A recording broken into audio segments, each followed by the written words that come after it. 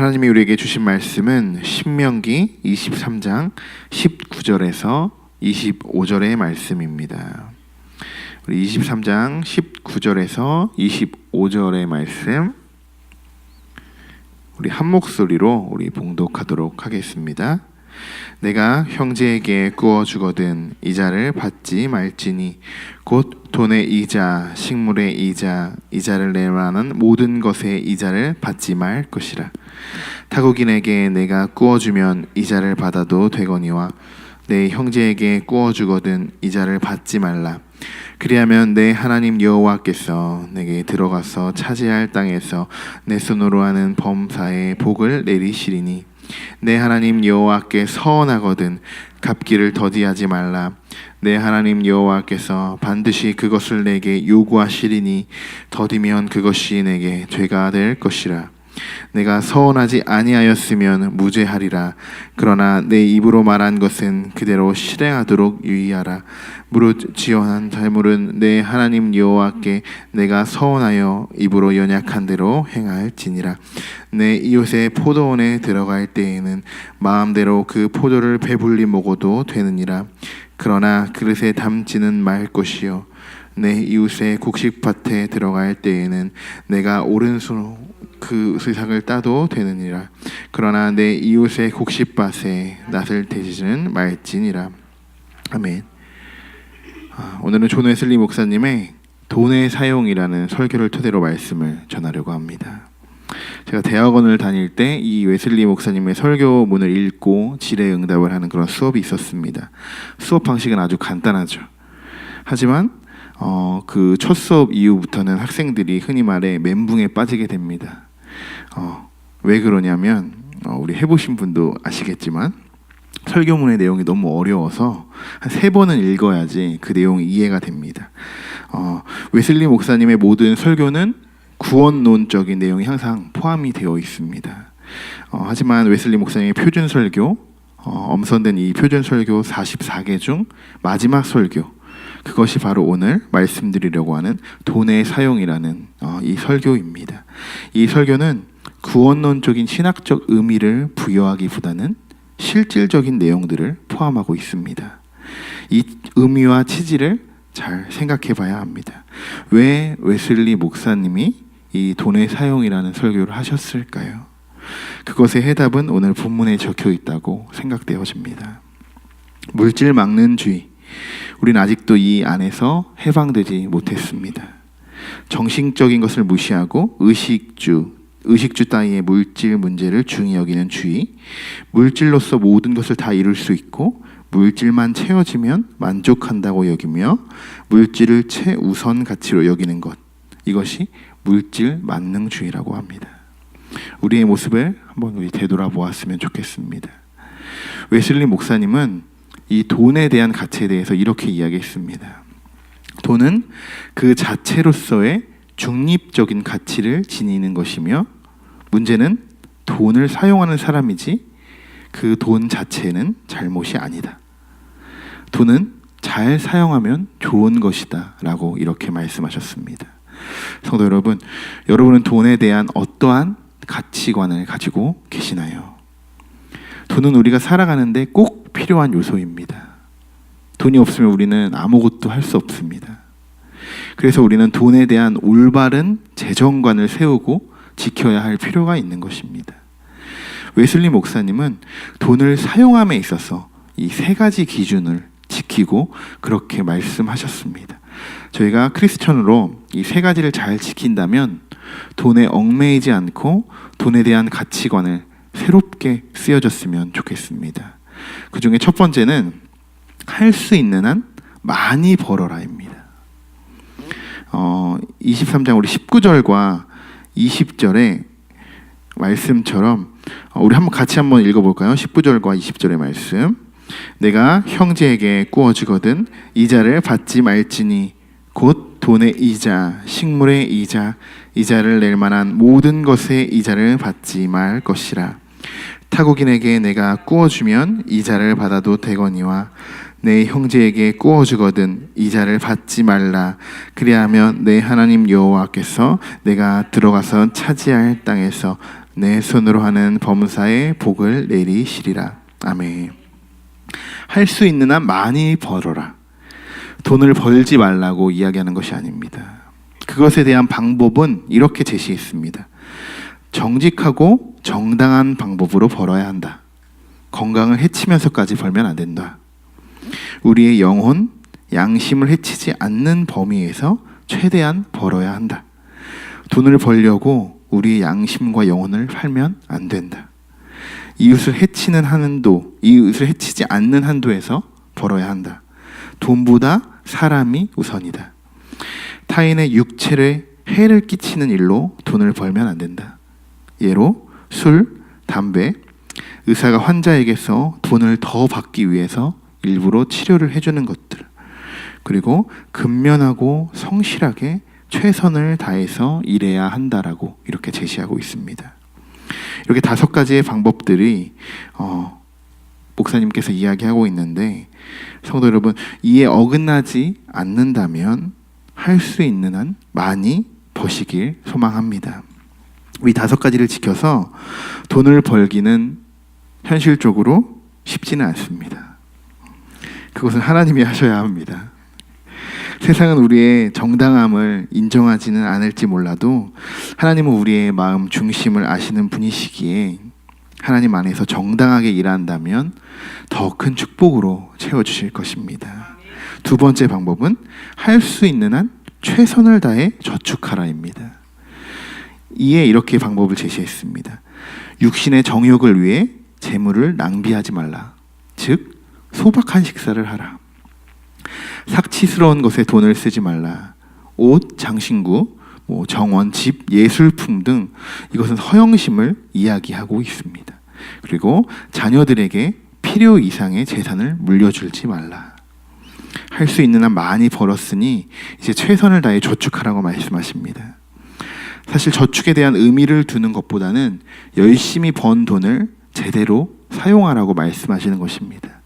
요한 1서 1장 15절 16절에 이 세상에나 세상에 있는 것들을 사랑하지 말라. 누구든지 세상을 사랑하면 아버지의 사랑이 그 안에 있지 아니하니 이는 세상에 있는 모든 것이 육신의 정욕과 안목의 정욕과 이생의 자랑이니 다 아버지께로 온 것이 아니요 세상으로부터 온 것이라. 아멘. 바로 이것을 말씀하고 계시는 것입니다. 하나님이 창조하신 이 모든 세상은 우리가 누리며 살아가야 합니다. 하지만 그 하나님의 섭리를 외면하고 세상에만 빠져 세상을 사랑하게 되는 순간 그때부터는 죄가 되는 것입니다. 우리가 힘들게 땀 흘려 저축한 것을 세상에 허비하지 말고 의미 있게 사용하시기 바랍니다. 돈을 버는 것보다 잘해야 하는 것이 쓰는 것입니다. 돈으로 인하여 우리의 눈에 육신의 정욕과 안목의 정욕과 이생의 자랑이 되지 않도록 하나님께 지혜를 구하시고, 주시는 이도 하나님이시고 거두시는 이도 하나님이시라는 것을 항상 기억하며 살아가시길 원합니다. 3번째로는 할 수 있는 대로 모든 것을 주라입니다. 이것은 우리는 재물을 맡은 하나님의 청지기일 뿐이다 라는 사실을 기억해야 합니다. 이것에 대한 방법은 자신의 기본적 필요, 의식주, 건강 등 기본적 삶의 유지를 위해서 쓰라고 하십니다. 그리고 가족의 부양에 의해서 쓰라. 자식들에게 필요 이상의 재물을 물려주지 말라고 위해서 말씀했습니다. 여기서 가족을 부양하라는 것은 자기 가족을 돌보지 않아서 남에게 짐이 되지 않도록 그렇게 책임지라는 뜻입니다. 3번째는 구제에 아끼지 말고 사용하라입니다. 일방적으로 그냥 가난한 사람이나 어려운 사람들을 그냥 무작정 도와주는 것이 아니라 자연적인 재해나 사회적인 피해를 당하여 어려운 처지에 있는 사람들을 적극적으로 도와주라는 것입니다. 이것이 물질적으로는 축복받은 자녀들이 마땅히 해야 할 일이 아닌가 싶습니다. 돈은 지금 우리가 쥐고 있지만 그것은 하나님의 것입니다. 그 돈의 주인이 하나님이라는 것을 믿으십니까? 우리는 그저 청지기일 뿐입니다. 우리 24절과 25절의 말씀을 우리가 같이 한번 읽어보겠습니다. 내 이웃의 포도원에 들어갈 때에는 마음대로 그 포도를 배불리 먹어도 되느니라. 그러나 그릇에 담지는 말 것이요. 내 이웃의 곡식밭에 들어갈 때에는 내가 손으로 그 이삭을 따도 되느니라. 그러나 내 이웃의 곡식밭에 낫을 대지는 말지니라. 아멘. 이 말씀이 우리가 청직이라는 것을 알려주는 말씀입니다. 포도를 배불리 먹어도 됩니다. 그러나 그릇에 담을 수 없습니다. 손으로 이삭을 딸 수 있지만 낫을 댈 수는 없습니다. 하나님은 우리에게 청지기의 역할을 감당할 수 있도록 하셨습니다. 청지기는 채무자와 달리 청지기의 재량으로 재산을 처분할 권리가 없으며 주인의 뜻대로만 처분해야 하는 사람입니다. 이러하듯 돈에 있어서도 우리의 것이 아니라 하나님의 것이라는 사실을 기억하며 우리는 그저 청지기로서 하나님의 재물을 위탁받아서 사용하는 것입니다. 포도를 마음껏 배불리 먹되 그릇에 담지 말라는 것은 하나님이 주신 복을 충분히 누리라는 것입니다. 하지만 여기에 욕심이 조금도 들어가면 안 됩니다. 욕심이 들어가는 순간 악한 생각이 밀려옵니다. 내가 저 포도를 내 그릇에 담아가면 나중에도 내가 먹고 싶을 때 먹을 수 있게 되고 또 다른 사람에게 나눠줄 수도 있게 되고 필요에 의해서 그 포도를 주고 돈을 주고 또 팔 수 있게 되는 그런 쓸데없는 생각들이 마구 몰려오게 됩니다. 성도 여러분, 그냥 하나님이 마음껏 누리라고 하실 때 그 안에서 행복하게 그냥 그 복을 누리시길 바랍니다. 왜 내일 일을 염려하고 계십니까? 지금 하나님이 넘쳐 흐르도록 축복해 주시는 것을 느끼고 계시지 않으신가요? 그럼 내일도 내일 모레도 하나님이 그렇게 축복해 주실 것입니다. 우리의 물질적인 것뿐만 아니라 나의 신앙도 우리의 문제도 사람들에게 말할 수 없는 그런 비밀스러운 문제들 하나님 앞에 다 털어놓으시길 바랍니다. 우리의 주인은 하나님이십니다. 마지막으로 오늘 말씀을 통하여 올바르게 돈을 사용하고 있는지 점검 한번 해보고 말씀을 마치도록 하겠습니다. 4가지가 있습니다. 이것을 한번 점검해 봤으면 좋겠는데, 첫 번째로는 청지기로서의 우리가 삶을 살고 있는지 한번 생각해 봤으면 좋겠습니다. 앞서 말씀드린 것처럼 우리가 손에 쥐고 있는 이 돈이 우리의 것이 아니라는 것입니다. 하나님의 것입니다. 우리는 그것을 우리의 욕심대로 사용하는 것이 아닌 하나님이 원하시는 곳에 잘 사용해야 하나님의 청지기인 것입니다. 두 번째로는 성경 말씀대로 하고 있는가라는 것입니다.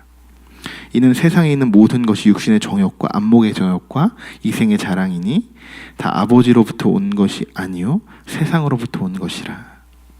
이 말씀을 기억하며 오늘 하루도 세상과 싸워지지 않고 세상이 주는 그 행복보다 하나님이 주시는 행복이 더 크고 영원한 행복이 있다는 것을 기억하시기 바랍니다. 세 번째는 재물을 사용하는 나의 행동이 지금 하나님께서 받으실 만한 재물이라고 할 수 있는가? 정당하고 정직하게 그런 방법으로 우리가 지금 돈을 벌고 있는 것은 아닌지, 또한 돈을 벌려고 우리의 양심과 영혼을 팔고 있지는 않은지, 정당하게 번 이 돈이 하나님께 감사의 예물로 드려질 수 있는지 돌아보셨으면 좋겠습니다. 마지막 4번째로는 내 행위가 심판대 앞에 섰을 때 칭찬받을 만한 것인가 라는 것입니다. 오늘 하루도 돈에 지배당하며 살아가는 것이 아닌 하나님이 우리에게 주신 축복의 물질로 누릴 수 있는 모든 성도 여러분 되시기를 소망합니다. 아멘. 우리 다 같이 기도하겠습니다. 하나님, 오늘 이 새벽에 하나님이 주신 물질에 대해서 말씀을 나누고 기도하길 원합니다. 우리는 하나님이 주신 모든 것을 누릴 자격이 있습니다.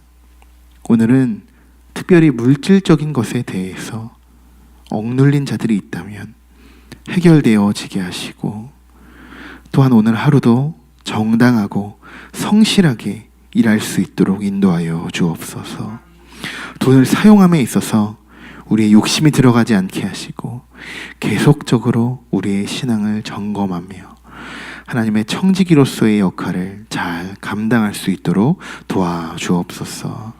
오늘 하루도 그렇게 살아가길 원합니다. 우리가 이 시간 또 나온 기도 제목들을 가지고 또한 기도할 때 하나님께서 그 기도의 응답을 들어주시고 응답하여 주셔서 우리가 주님께 드리는, 우리가 청지기로서 살아가는 그 삶이 온전히 주님께만 드려지는 우리의 귀한 삶 될 수 있게 인도하여 주시옵소서. 예수 그리스도의 이름으로 기도드립니다. 아멘.